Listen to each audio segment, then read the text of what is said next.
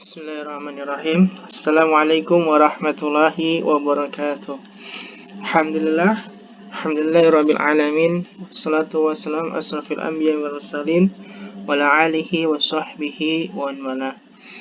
Alhamdulillah, segala puji bagi Allah Subhanahu wa taala yang telah memberikan kita nikmat kesehatan, nikmat belajar, sehingga kita menjadi hamba-hamba Allah yang bisa taat serta beribadah kepadanya. Selawat serta salam tak lupa selalu kita sampaikan kepada Nabi kita Muhammad sallallahu alaihi wasallam, kepada keluarganya, sahabatnya, pengikutnya yang setia hingga akhir zaman.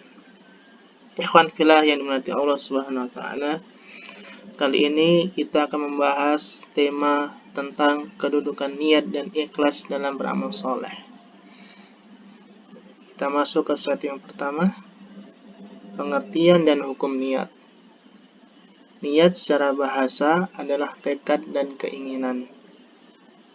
Secara istilah, niat adalah tekad atau keinginan dalam hati seseorang untuk melakukan suatu perbuatan sambil mulai melakukannya. Kemudian hukumnya wajib, dan suatu perkara itu, pekerjaan itu, apalagi dalam bentuk ibadah, apabila tidak diniatkan maka tidak sah suatu perbuatan ibadah tersebut. Keutamaan niat yang pertama adalah mendapatkan pahala di sisi Allah Subhanahu wa taala.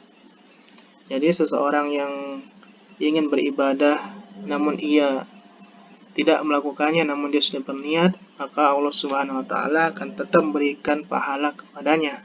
Itulah salah satu dari keutamaan niat. Kemudian dengan niat ini dapat membedakan antara ibadah dan kebiasaan.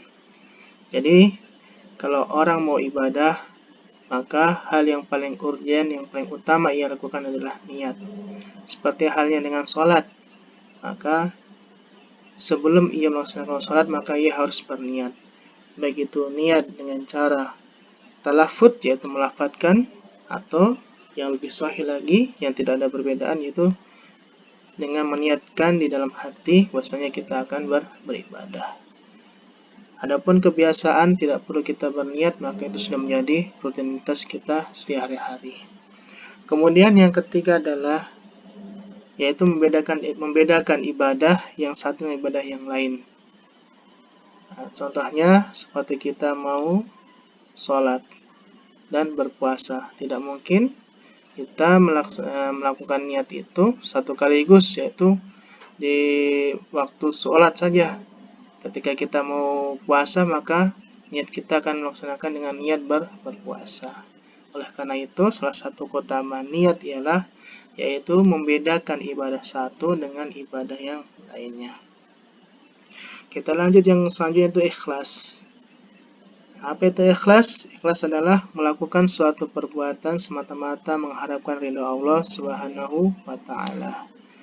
Kedudukan ikhlas yaitu yang pertama merupakan syarat diterimanya amal.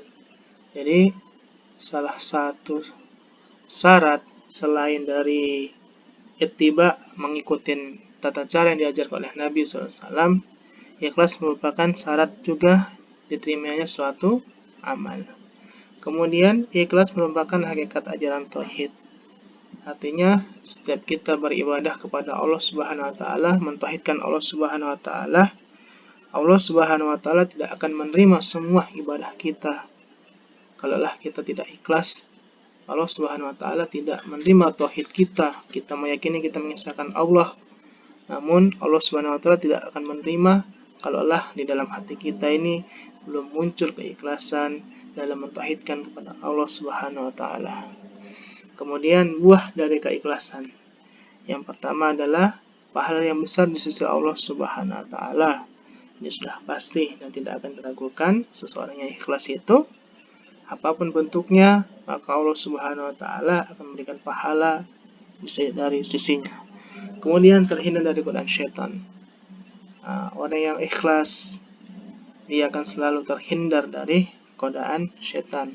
Walaupun syaitan itu sangat kuat baginya, tapi dia bisa menghindari karena dia semata-mata beribadah, mengabdikan dirinya kepada Allah Subhanahu wa taala dalam bentuk dengan ikhlas totalitas kepada Allah Subhanahu wa taala. Kemudian terhindar dari perbuatan keji dan mungkar, menjadi sebab datangnya pertolongan Allah Subhanahu wa taala.